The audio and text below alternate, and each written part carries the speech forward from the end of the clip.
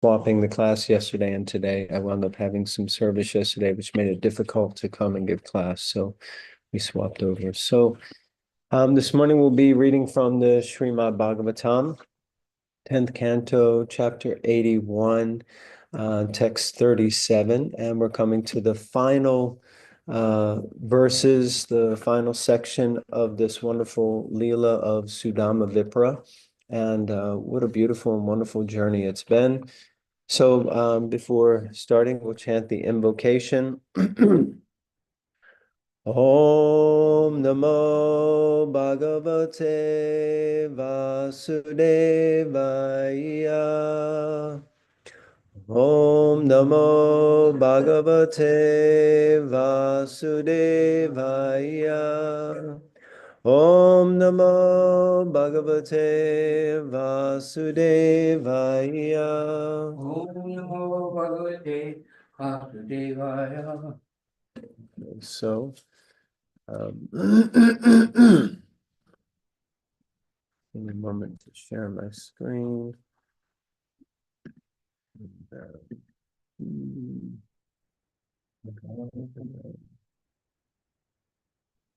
If you want to put it on, you can go ahead and put it on. Otherwise, thank you for the Hare Krishna.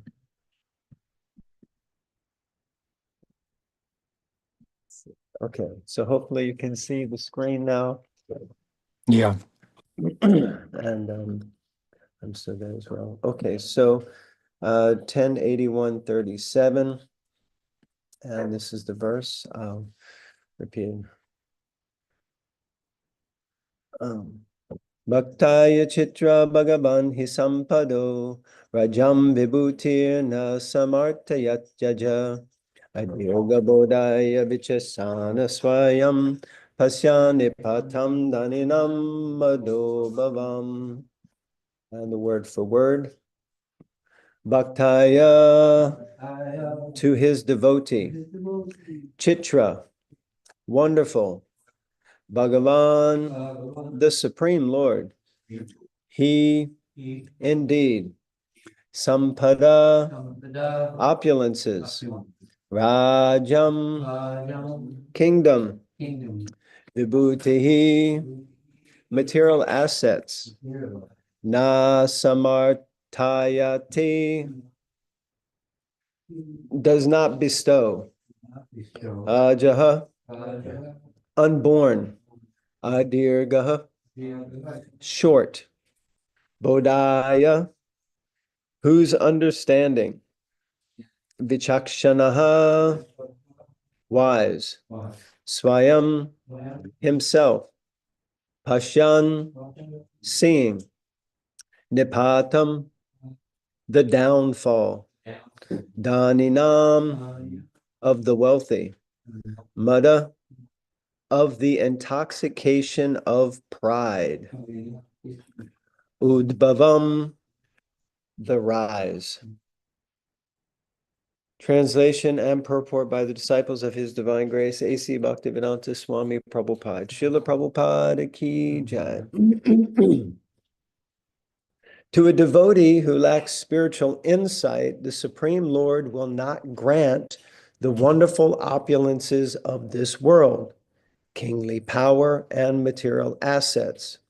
Indeed, in his infinite wisdom, the unborn Lord well knows how the intoxication of pride can cause the downfall of the wealthy. Very, very powerful, important verse. Purport. As explained by Srila Vishwanath Chakravarti, the humble Brahmana Sudama considered himself unworthy of the Supreme Lord's most rare and valuable benediction, pure devotional service. He reasoned that if he had any true devotion, the Lord would have granted him perfect, unflinching devotion rather than the material riches and servants he had received.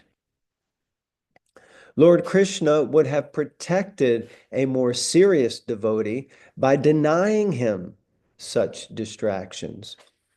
The Lord will give a sincere but less intelligent devotee not as much material wealth as he desires, but only what will promote his devotional progress. Sudama thought, a great saint like Prahlad Maharaj can avoid becoming contaminated by immeasurable wealth, power, and fame, but I must always be wary of temptation in my new situation. We may understand that this humble attitude assured Sudama Vipra final success in his execution of Bhakti Yoga by the standard process of hearing and repeating the glories of Lord Krishna. Jai Srila Prabhupada ki jai. Om Gyanatimirandasya Gyananjana Shalakaya Chakshuram Militangena Tasmai Shri Guruve Namaha Shri Chaitanya Manobishtam Stapitam Gena Bhutale Swayam Rupa Kadamayam Dadati Swapadantikam Vandeham Shri Gurun Shri Yuta Parakamalam Shri Gurun Vaishnavamscha Shri Rupam Sagrajatam Sahagana Raghunathan Vitam Tam Sajivam Sadvetam Sabadutam Parijana Sahitam Krishna Chaitanya Devam Shri Radha Krishna Padan Sahagana Lalita Shri Vishakan Vitamscha Hey Krishna Karuna Sindhu Dinabandhu Jagatpate Gopesha Gopika Kanta Radha Kanta Namostute Tapta Kanchana Gourange Radhe Vrindavaneshwari Rishabhanu Sute Devi Pranamami Hari Priye Vansha kalpatarubhyascha kripa sindhubhya eva cha patiranam pavanebhyo vaishnavebhyo namo namaha Shri Krishna Chaitanya Prabhu Nityananda Shri Advaita Gadadhara Shivazadi Gaura Bhakta Vrinda Hare Krishna, Krishna Krishna, Hare Hare, Hare Rama, Rama Rama, Hare Hare. Jai Srila Prabhupada ki jai. So, a beautiful verse and purport. I thought it would also be very important for us to hear what Srila Prabhupada wrote about this section in Krishna book. So, Krishna Chandra Prabhu, I can see you're there, although it looks like you might be enjoying breakfast. But I was wondering, would you like to read a little bit? Because you have such a nice voice. You're okay with that? Can you unmute? Yes, I'm Beautiful. ready. Okay. Krishna book. The Brahmana, feeling great obligation to Krishna, thought, I pray to have the friendship of Lord Krishna and to engage in his service and to surrender fully unto him in love and affection, life after life. I do not want any opulence. I only desire not to forget his service. I simply wish to be associated with his pure devotees. May my mind and activities be always engaged in his service. The unborn Supreme Personality of Godhead, Krishna, knows that many great personalities have fallen from their positions because of extravagant opulence. Therefore, even when his devotee asks for some opulence from him, the Lord sometimes does not give it. He is very cautious about his devotees. Carry on, Ruth. Because a devotee in an immature position of devotional service may, if offered great opulence, fall from his position due to being in the material world, the Lord does not offer opulence to him. This is another manifestation of the causeless mercy of the Lord upon his devotee. His first interest is that the devotee not fall. He is exactly like a well-wishing father who does not give much wealth into the hand of his immature son, but who, when the son is grown up and knows how to spend money, gives him the whole, I can't read the rest. Oh, really? Okay. Treasury house. The whole treasury house. Yeah. Thank you. Okay. Mhm. So, yeah, this is very, very potent and very beautiful also how Srila Prabhupada, we see how Srila Prabhupada takes the words of Vishwanath Chakravarti Thakur, the commentaries of the previous acharyas, and he amalgamates it together and presents it so beautifully and so nicely for all of us to understand, and even giving this wonderful example at the end about the well-wishing father who doesn't give too much wealth into the hand of an immature son, but once the son grows up and becomes mature, then he gives him the entire treasury house because he knows that he can be trusted. Mike, Crawley, I see that you're there. Would you like to read? We also have the next paragraph Srila Prabhupada wrote. Absolutely. The learned Brahmin thus concluded that whatever opulences he had received from the Lord should be used not for his extravagant sense gratification, but for the service of the Lord. The Brahmana accepted his newly acquired opulence, but he did so in the spirit of renunciation, remaining unattached to sense gratification, and thus he lived very peacefully with his wife, enjoying all the facilities of opulence as prasadam of the Lord. He enjoyed varieties of food by offering it to the Lord and then taking it as prasadam. Similarly, if by the grace of the Lord we can get such opulences as material wealth, fame, power, education, and beauty, it is our duty to consider that they are all gifts of the Lord and must be used for his services, not for our sense enjoyment. So very nice points. And please continue, Mike. Just a few little bit left. There you go. The learned Brahmana remained in that position. Thus, his love and affection for Lord Krishna increased day after day. It did not deteriorate due to great opulence. Material opulence can be the cause of degradation and also the cause of elevation, according to the purpose for which it is used. If opulence is used for sense gratification, it is the cause of degradation. Sorry about that. If opulence is used for sense gratification, it is the cause of degradation. And if used for the service of the Lord, it is the cause for elevation. Nice. So there was a lot of reading there, and I know sometimes when we start reading, that it's kind of like when your grandmother or father or mother used to read to you at bedtime. So immediately everyone starts to go to sleep. But I felt it was so valuable to reflect back. Srila Prabhupada makes so many powerful points. I'm just wondering if anyone here in the room could reflect back any point that they heard that stood out to them, if you were conscious enough to hear. Yes. Yes, the other idea is that wealth in itself is not a problem, it's how it's used. Beautiful. Unfortunately, many people, when they'll have wealth, they'll just use it for sense gratification. And a few people who are so high up will use it for the service of Krishna.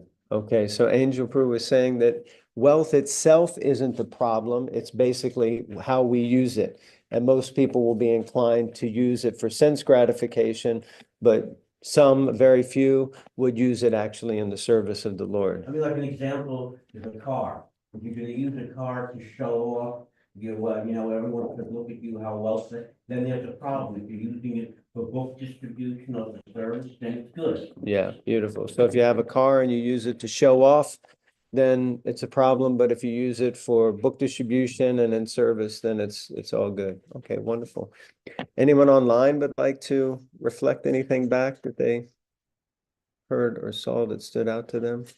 Krishna Chandrapuru? Yeah, so recently I had gone to Vrindavan and I was warned by some senior devotees just to be careful when giving our money to beggars, because there are a lot of beggars there. Because if that person uses the whatever you're giving them for some sense gratification, et cetera, then there's some kind of negative repercussions against us. And similarly, Krishna, he is concerned about our progress, and if he were to give us something and we were to misuse it, it would impede our progress. Of course, Krishna would not be negatively affected, but he does care about us and wants us to be in the spiritual world with him. So he will give us at the time when we're qualified. Beautiful. Thank you so much for that. Jamuna Jai Devi, you have your hand raised. Hare Krishna. I was really just struck with Sudama's mood. Like the way he's hearing this, he's hearing in such the right mood. And he's showing us how we should receive things. And so that's I'm really struck with. That's how we should be hearing this. He's like, this can't be happening to me. This is not look at Prahlad. And so I was just really struck by the mood, the receptive mood of hearing that Sudama is hearing this with. That really impacts the lesson for me because I'm hearing it through his ears. Yeah, beautiful. So Sudama is really exhibiting deep humility. And that we'll discuss if there's time about humility and pride. Mike, and then we'll conclude. Yeah, I also take this as kind of like a warning Okay. on how to use money. Not that money's bad, but if we collect money and we use it only for sense gratification, I've seen it. It made me think of all the people I've known that have fallen from such high heights once they lose their money. Right? They like if all they have is material, and I thought of that poor guy. What was it, like the CEO of Bed Bath and Beyond, who when like Bed Bath and Beyond went out of business, he threw himself out of a window because he couldn't imagine his life without money, and I feel like this is a warning. Like, it's not that money's bad, but make sure you're using money in service of God. Because if you're not, it's a hard road to go, just the material world. Very nice. Thank you so much, Prabhu. Yes, so it seems like quite a few points have been brought up here. One is that Krishna will decide whether he gives you or doesn't give you. That's the first important thing. That he may give or he may not give. And as we were hearing the other day, either way, as Sri Prahlad Prabhu was saying, either way, that's his mercy. And we should see it. Not that if we don't get the opulence that we might be trying for or striving for, that we feel like that's Krishna's not being merciful to us. But then if he gives everything, and this also, I think Sri Prahlad Prabhu was saying, that he said, Prabhupada said that Krishna tested me twice. First time he tested by taking everything away from me. And the second time he tested me by giving me everything. So like that, in this way, we see Srila Prabhupada was the pure devotee coming directly from the spiritual world and, the empowered representative of Lord Chaitanya. But neither way did he falter or become susceptible to, either in the absence of opulence, thinking, why me? Why isn't Krishna giving me? Why didn't I get, which we can fall prey to? Or when he received everything beyond his imagination, in one place he said, like, I could have never have imagined, this would happen. Then he also didn't become proud. He remained humble. So like that, whether Krishna gives or doesn't give, we should remain in a kind of equipoised position. The other thing is that, yeah, it was brought up that wealth is not the problem and opulence is not bad. And sometimes it can be determined like that money is evil. Money is the root of all evil, but actually evil is the root of all evil. It's like money is just money. Lakshmi, and it's actually for us as devotees, we see that there is that money is Lakshmi Devi. It is the eternal consort of Krishna, of Vishnu, of Narayan. And so she always wants to be in the company of Narayan. So wherever there, Prabhupada would say, wherever there is Narayan, there will always be Lakshmi. So, of course, this could open a whole discussion about how it is that some people who seem to be completely atheistic seem to have the possession of so much Lakshmi. But that's kind of a different conversation. Can you address it in one sentence, Jai Nitai Prabhu? Can I get dressed in one sentence? What was that? Can you address that in one sentence? How come people have no clue about devotional service, about Krishna, but yet they have so much money to spend? Okay. How come? Yeah. Yes. I think Gaur Sharampur would like to say We that can hear again. him. We can hear him. Lakshmi is the source of all energy, so that wealth becomes Durga Devi's manifestation for them. I see. Okay. Thank you. As also, there are places where Srila Prabhupada explains different senior devotees also, and Bhagavad Gita explains for someone to come into so much wealth there must have been something before. To be born into such wealth, and I remember speaking with very senior devotee, because in London we used to have exceptionally wealthy and powerful people visit the temple, and speaking with them once, they said that these personalities are like demigods because they were born into or were able to develop such immense wealth and power and potency. So that is not normal. And that means in a previous life, there must have been piety. There must have been some piety or something for them to come into it. It was their karmic, right, you could say. So somehow the treasury house has been given to them. But the challenge will be what they do with it. And that will determine their next life.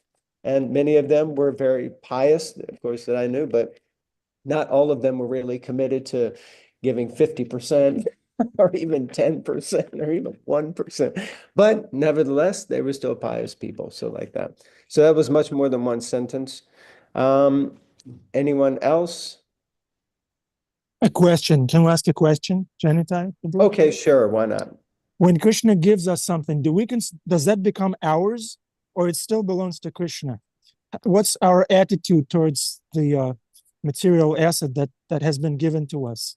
Nice question. Did everyone hear the question? If Krishna gives us something, does it become ours, or does it still remain Krishna's? So, Aham sarvasya prabhavo mata sarvam pravartate iti matva bhajanti mam buddha bhava samamata. Everything's Krishna's. Everything came from Krishna. Everything emanates from him, and everything goes back to him at the time of dissolution. So never is there a time when something is not Krishna's. Now, you've just reminded me of an interesting talk that I was present for with His Holiness Tamal Krishna Maharaj in London. And he brought up this topic of that which belongs to Krishna and that which is, he used the term, in our care. And he obviously came into the temple room and noticed a few things that were in a state of disrepair, which he was very expert at noticing. And he brought onto the Vyasa-san 2 Bhagavad Gitas. And he held up the temple room Bhagavad Gita. And he said, I found this in the temple room. Who do you think this belongs to? And someone said, Krishna. And he said, yes. And look at the state of it. And he said, the binding is torn, the pages are ripped, some pages were falling out. He said, this one belongs to Krishna. He said, basically, means it doesn't belong to anybody. And then he held up another Bhagavad Gita, which was in pristine condition. And he said, this Bhagavad Gita belongs to me. He said, it's Krishna's, but it's in my care. And I'm taking care of it on behalf of Krishna. He said, but this Bhagavad Gita over here that doesn't really belong to anyone, we say it's Krishna's, but no one's caring for it. He said, so it's our duty to care for Krishna's energy, for Krishna's property, because Krishna is present there in everything. He manifests as the super soul, as Kshirodakshaya Vishnu in every atom of the material energy. So therefore, this television is Krishna's, but it may be in the care of the Bhakti Center or the care of someone, the phone, the laptop, whatever it is, it's Krishna's.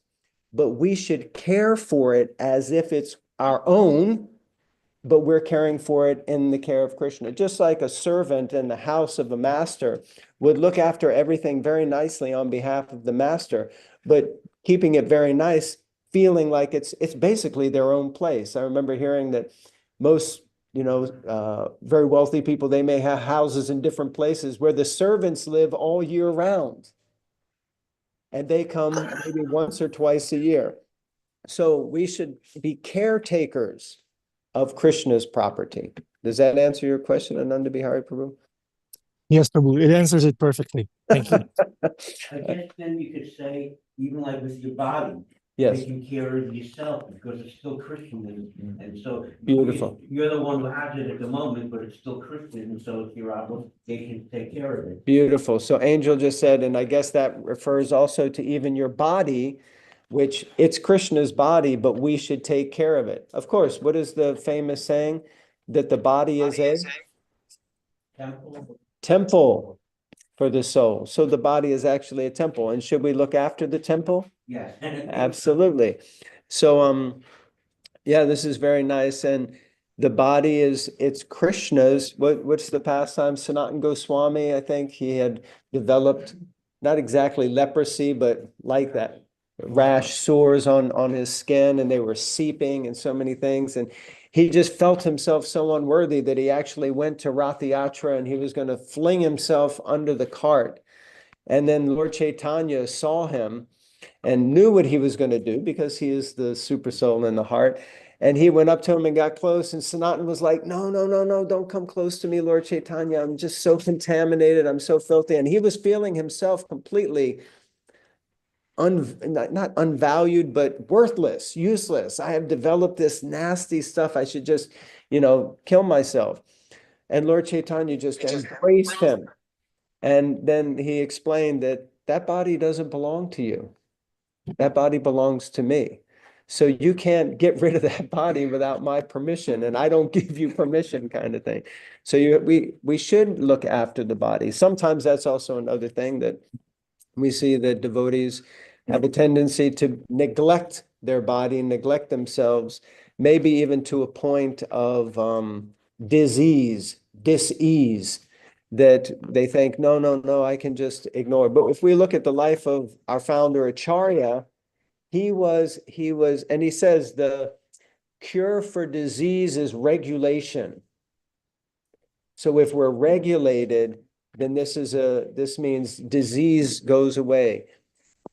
Prabhupada was super regulated. Even though he hardly slept, but he was very regulated. He would sleep at a certain time. He would get up at a certain time. He would eat at a certain time, certain foods regularly, would have regular massage. He would go for morning walks. So he also took care of his body. Why? So that he could continue to serve Krishna in this body. But we should know that this body is a temporary yantra rudani maya. Yeah, it's a temporary manifestation of the material energy, but it still belongs to Krishna. Actually, I remember one time, I might have told this story when I was when we did the Govardhan Parikram talk, that first time I did Govardhan Parikram, it was like I did it barefoot, did the whole thing, whatever it was, 6 hours or something. And I came back and I busted my feet up like no end. They were like blistered, bleeding. And when I came back to the Bhaktivedanta ashram, to the Govardhan Palace, very senior devotee there, he looked at me and at first he said, did you do it? You finished, amazing. And he was congratulating me. And I said, yeah, it was awesome. And I said, but I really busted up my feet, and he could see just blood like pouring out. And then he just began chastising me. And I was like, because I was almost feeling proud of the fact that I completed the parikram and managed to do it with my busted up. And he said that he said, do you really think Krishna is pleased by you causing personal injury to yourself? And he said, so this austerity is not going to please Krishna. And then he said, the next time you do parikram, if you hurt yourself, you should get a rickshaw from that point back here and let your body heal. And then you should go back out to where you left off and start the parikram again. And he said, or just wear shoes. And I thought, okay, that sounds weird because all the hardcore devotees were saying, no, you got to do it barefoot, Prabhu, you got to push through. And so there can be a different angles of perspective on this. Mike, you have your hand raised, please, Prabhu.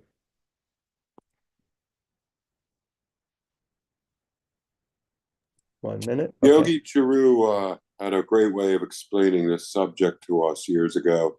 He said, we are the temporary caretakers of everything in this world. And he said that imagine a child who you give a toy to. And if that child gets one toy and takes super good care of it, and you see that child taking care of that toy, chances are you're going to give that child another toy. Compared to the one child who you give a toy to, he doesn't treat it well, leaves it on the side, beats it up, it gets dirty. So with material wealth and things, no matter if we have a little, but if we take care of it, I feel like Krishna will give us more because he'll see how much. And same with the body, right? When we have this body, when we leave this body, see how well we took care of it, chances are we'll be given another human body. Well, to some extent, we don't want another human body. But that doesn't mean we shouldn't take care of the body. Well, we want to go back to this. We want a spiritual body, but I think that's kind of the right idea. Yeah. Yeah, it makes perfect sense. And again, one senior devotee was saying once that if Krishna sees if he sees that we learn how to take care of, and he was referring especially to his property, like his building, his temple, his deity. If Krishna sees that we're able to handle that like a mature child, remember from the Krishna book, if he sees that we've become mature children, not like immature children, but if we become mature children and with responsibility, we look after his energy, his opulences, then he will definitely give more. He will definitely provide more for us to look after and care for. So like that. Anyone else? Anything? I had about 25 more slides, but I've just abandoned that now. And so we're just going to slide into some interaction and conversation. Adi Prue, you haven't spoken yet. Would you take an opportunity? Nothing? Okay. Anyone else? Now that we've opened it up, nobody has anything to say at all. Anyone else online, please? We don't often hear. Venetia, you usually have something to say. Henry, we haven't heard from you. Mary Allison, you're always here. Please, please, please. Oh, Das, go side. Yes.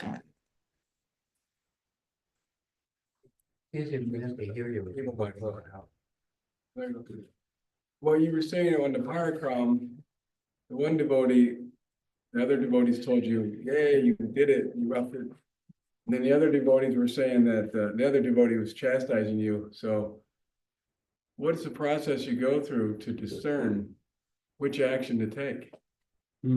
How does a devotee navigate your different choices and contradictory instructions? Yeah. So hopefully everyone heard that. So the question is, when we get contradictory instructions, how do we know which one to take? Well, for me, it was quite easy because the devotee who gave me the instruction that Krishna, cared about me and didn't like to see me in pain, which also resonated with the heart, if that makes sense. It really resonated with the heart rather than just being some kind of intellectual good idea. Does that make sense? But that devotee was also super senior to all of the other devotees who had given me instruction. King Parikshit also experienced a similar situation when he sat down in the beginning of the Bhagavatam, and there were different senior sadhus present, and they were giving differing instructions. Krishna Dharmaprabhu and Chintamani Damdevi, they have written a series of books called Brilliant as the Sun, where they've taken the Bhagavatam and they've written it in like a novel form, so you can read through it. And they really take that discussion and they really expand on it, the different perspectives by the list of names of persons that's given who were present during the speaking of the Bhagavatam. You know that they were representatives of the Sat Darshans, the 6 different philosophical treatises. So they use that idea and they present what different things people were saying and how they might all be arguing. But in the end, when Shukadev Goswami walked in, everyone recognized that he was actually the pure devotee. He was a self-realized soul who was qualified to speak the Bhagavatam, even those who were super senior. His father was there, Narada Muni was there, so like that. So sometimes we have to see, does it resonate with me really deeply? That really makes profound sense, and I get that. That supersedes the other. Sometimes it may be because of seniority, and sometimes we may just remain bewildered like that. But it's not an uncommon thing that different devotees will have different perspectives on the same topic. Actually, we're reading Bhakti Aloka at the moment. There's the community care office team are reading Bhakti Aloka. And Srila Bhaktivinoda Thakur, which I found this very interesting, this is the first time I've read this book, he perpetually says that the application of principles are for 2 different types of people. One is for the renunciants, and they're meant to apply in a certain way. And the other is for the householders, and they're meant to apply it in a different way. And he makes it very clear that it's not a one size fits all. And sometimes I would say if someone is giving advice as if it's a one size fits all, that immediately is, it's not, it isn't. It's very individual. It's very personal for each individual person, because we're all individuals like that. So Bhima had his hand raised, then someone else had their hand raised, and now Gail has her hand raised. So I don't know, Bhima, if you wanted to say something. Gail, your hand is raised now. If you Let Gail go ahead. That's just fine. Okay, thank you, Gail. And Gail, very wonderful to see you here. We were hearing your glories from Amara the other day. I think my wife reached out to you, so beautiful. Yeah, I yeah, hope you she get to did. visit her. Hare Krishna. Yeah, me too. Me too. Thank you. I'm so appreciative that you all were able to do that. Yeah, one thing that occurred to me in this how do you discern question was um, the 6 points of surrender, 2 of them being accept everything favorable for Krishna consciousness and Beautiful. reject anything that's unfavorable.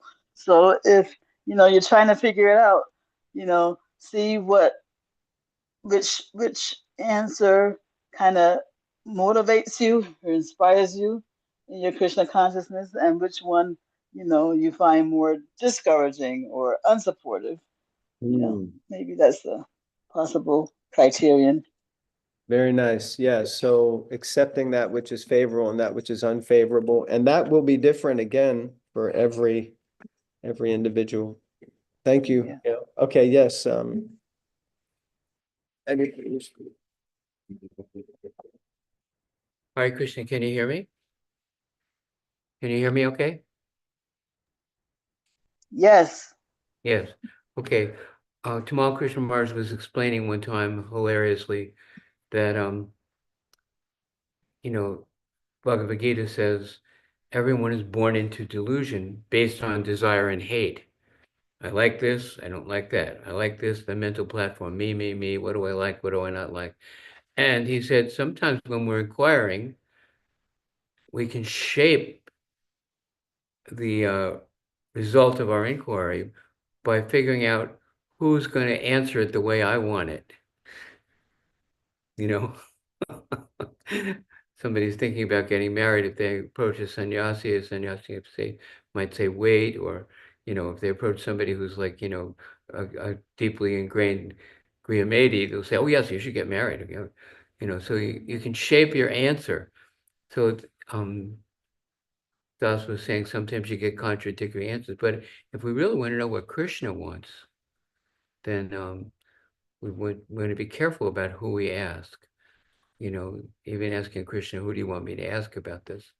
And there are people at different levels of maturity. And Krishna continue to bless you with pure devotional service. Well, glories to Srila Prabhupada. Is that a good point? Be careful who you ask. Well, yeah, it's like, but it reminds me of when I was a kid and, you know, if you wanted a certain thing, you go to mom. If you want a different thing, you go to dad. And then you go to the other and you say, well, mom said it was okay, or dad said it was okay. So, yeah, there's definitely, there can be that, what would it be like, considered like a contrived inquiry. Yeah, it's like we're motivated and we're trying to get an answer from a specific answer. And on that point, also, of course, Krishna also gives, and Prabhupada gives, different instructions to different people at different times. It's not, again, it's not a one size fits all. And when you were speaking, I was reminded, although we may often want to go to the most senior person, but sometimes the lowest person Krishna can also speak through them. And it reminded me of the time in Amsterdam when Prabhupada was trying to prepare for this initiation yajna, and he was trying to tell the devotees who were all very young to do this, do that. And he said, we need fruit for the yajna kun. We need, and then they brought in this big bowl of chopped fruit, fruit salad. And Prabhupada he started shouting at them, and the television cameras were there, they were rolling, and then some kind of hippie guy said, hey, Swamiji, chant Hare Krishna and be happy. And Prabhupada said, yes, Hare Krishna, Hare Krishna, Krishna, Hare. So like that, sometimes it can be, you know, and I've had this myself when we were doing book distribution, you're out on the street, and sometimes so demoralized and you're like, oh God, I got to get out of here. It's freezing cold. No, no, no, no, no, all day. And then someone comes up, just you don't even know them, and they just say, you know, what you're doing is very good for the world. You should continue. And you feel like, who are you? You know, who you speaking? So Krishna can send messengers. What is the Avanti Brahmana? He had 24 gurus. You know, they were all speaking to him in different ways, but he was extrapolating through them the instruction. Because actually the spiritual master, it's not that okay, we're going to have darshan now. So thank you all very much for your kind attention and your input and for an enlivening class. And I wish you all a very happy New Year. Today is New Year's Eve, so may 2025 be blessed for all of you. And thank you for your sangha over the last year. Hare Krishna, Srila Prabhupada ki jai.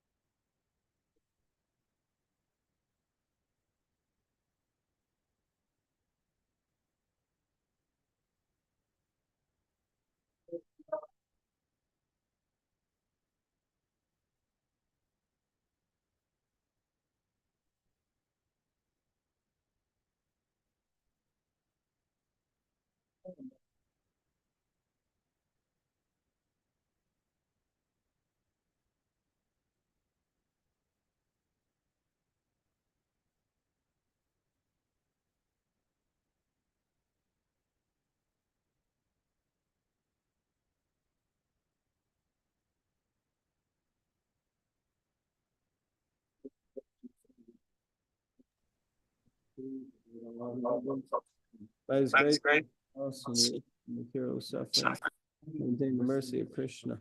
My only wish is to have my consciousness purified by the words emanating from His lotus mouth. Attachment to the Lord's feet, perfection of spirit, all desire. The open my dark eyes, open my heart, turn to the Lord. My Lord, friend of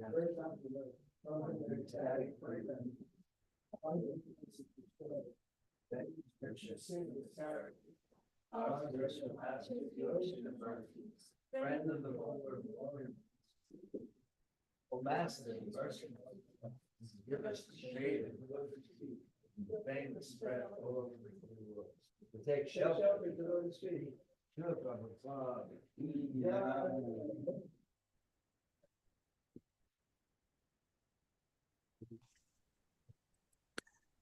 Thank you, Jai Nitai Prabhu. Thank you, Prabhu.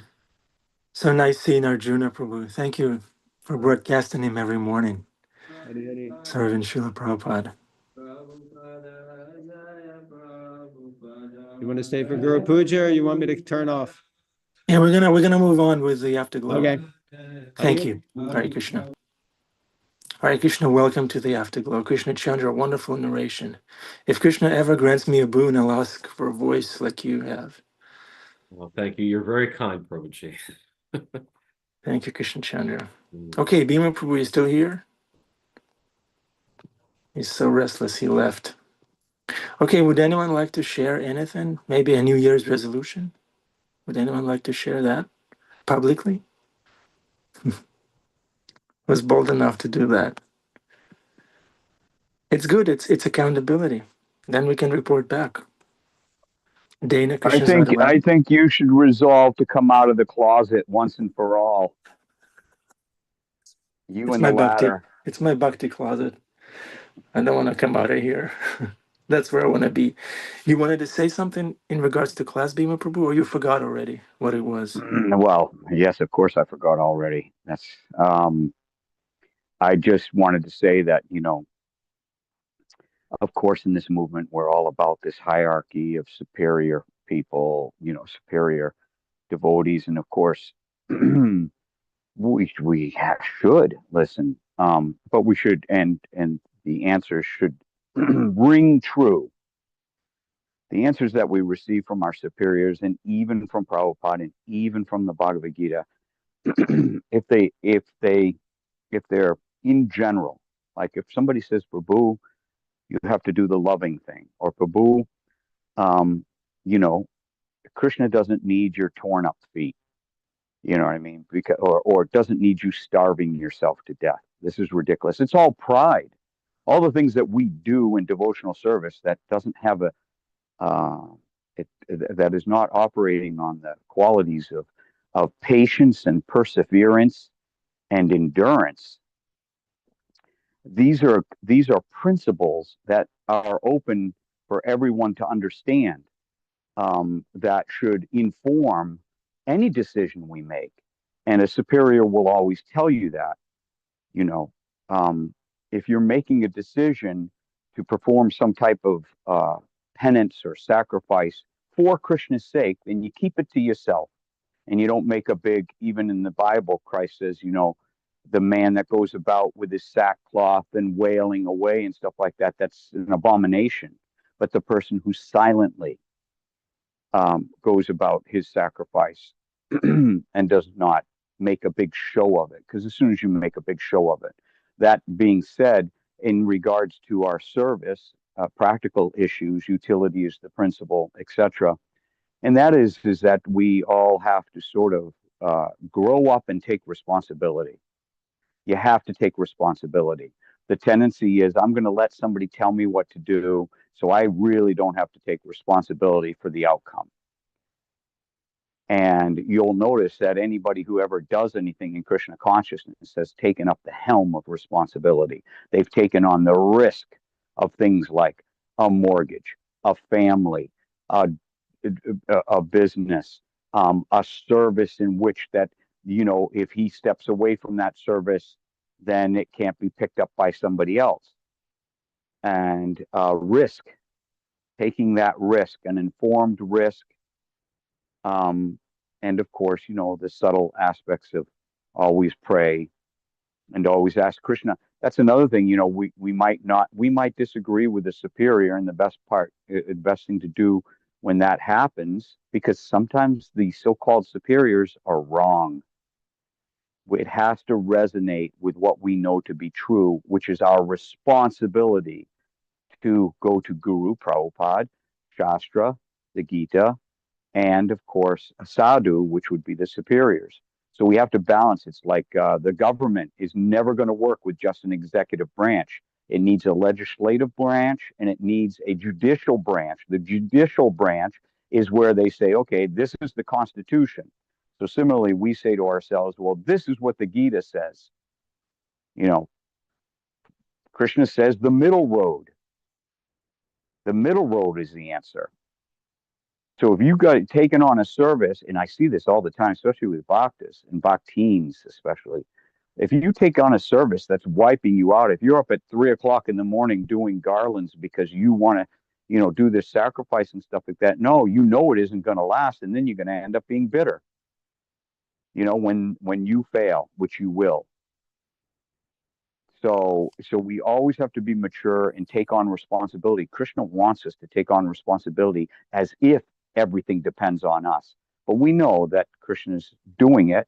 After all, there's not a single cell in our body, there's not a single muscle that twitches in our arms that wasn't designed and operated by Krishna. All right, I've said too much. Hare Krishna. Thank you, Bhima Prabhu. Yeah, no responsibility, no surrender. Otherwise, where's the surrender? Right? If nothing is taken up in the first place. Anandi, followed by Dana Krishna's Radharani.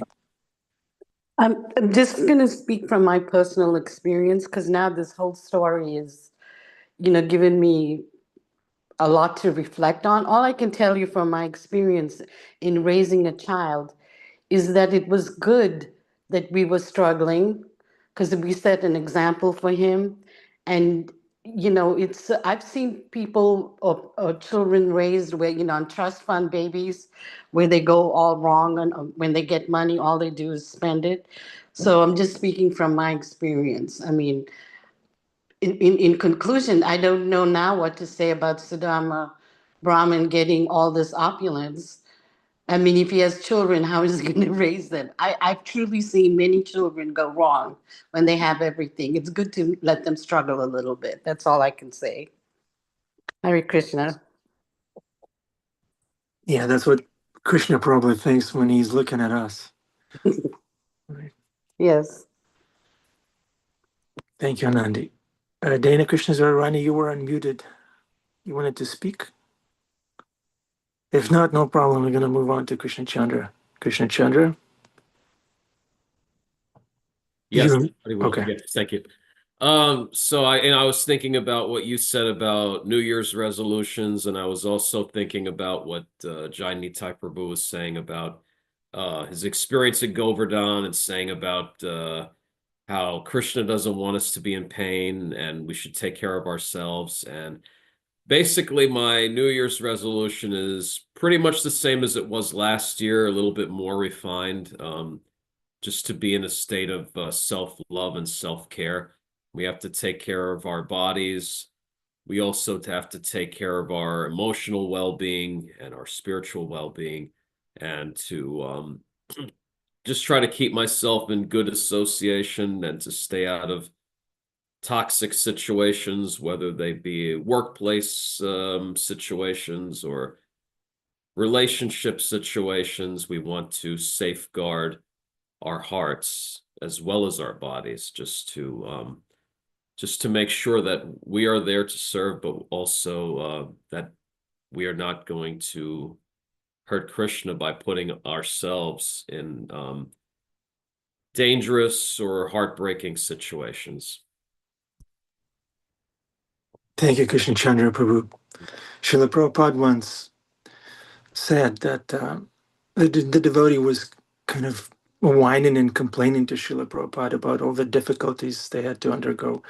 And Srila Prabhupada listened and listened and he said, I just want you to be happy. Krishna Chandra Prabhu. Srila Prabhupada wants you to be happy. So do do the needful and be happy. Thank you, Prabhu. I really appreciate you saying that. I feel like it came from the heart and Chaitya Guru, and I appreciate that very much. Jai, thank you. Thank you. We're going to check on you next year. Oh, thanks. Yeah, that's a wonderful resolution. I'm going to throw myself in the association of the devotees. Cool. I concur. Adipusha Prabhu, how come you didn't speak in class? Can you at least say how wonderful is Krishna, maybe? But first, unmute yourself. I did speak in class. I mentioned that thing that Tamal Krishna Maharaj told us. Oh, yeah, that that's right. I'm sorry. sometimes we go for the answer we want by selecting who we ask. And he said, yeah, sometimes you say, you know, your mom would say one thing and your dad would say something else. So you ask your mom, and then when the dad says, what are you doing? You say, well, mom said I could. Yeah, I fall for it all the time. Do we want the answer? We have to be careful. Are we just looking for the answer that we want? Or are we really want to know what Krishna wants? Our sincerity is a component. But there are other components like stupidity, you know. We can be very sincere, but we may lack discrimination and judgment. So is there a verse in the Shastra where it says one is supposed to consult 5 brahmanas before making the decision? I mean, I found it very helpful when you approach different devotees and they all have different mood, and then you kind of have a balanced opinion, like a second opinion with a doctor, with a lawyer. Isn't there a shloka that, when translated, says, don't be stupid? But I can't. Just stop it. You can pray to Krishna to ask Krishna whether he wants you to talk to 5 Brahmins or 1 person. Okay. Why not? You know, even that is a decision. We put all our decisions before the Lord. And if we're willing, if we have no attachment and no aversion, we will hear. Krishna is perfectly capable of speaking to dasa. Was that yawning? What was that? I was yawning. Thank you, Das. Was he yawning for Krishna? for Yeah. sense I'll be gratification. yawning because what I say is so boring. I'm Yeah. gonna call up 5 Brahmins and ask them. I was yawning. Yeah. Yeah. Thank you. Yeah, we'll have different mood.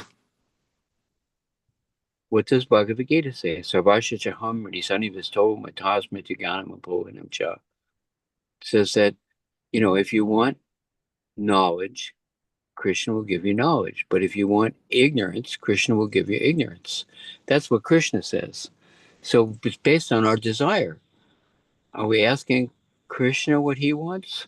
Or are we consulting with somebody who's going to pamper our false ego or, facilitate our sense gratification, gross or subtle? Or, if we want the truth, Krishna sees that desire. Krishna, I really want to know what to do. I want to know what you want.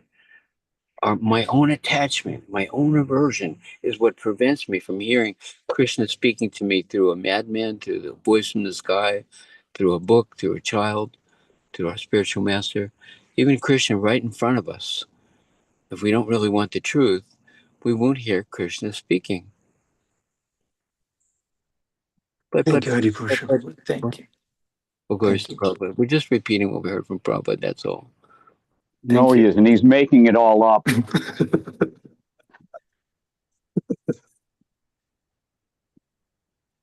Thank you. No, but it is true. It is true. We should ask that, Prabhupada said, this is a big thing.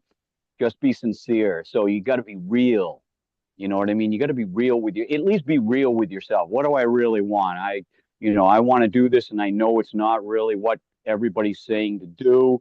And then, Krishna, you just say, all right, Krishna, you know what my desire is, finagle a way to help me satiate this that won't leave me, because that's what it is. We all have these desires, which is why the movement works great, because there's not a single thing that you want to do that can't be dovetailed into Krishna's service, even sex life. Everything can be dovetailed into Krishna's service. So you have a desire, and it might not be what the superior is telling you to do. Then you pray to Krishna, and then you watch how Krishna, plays this little game of chutes and ladders with you. You wanted something, and the next thing you know, woo, you got it, but you didn't. He shows you what it means, that's what you got.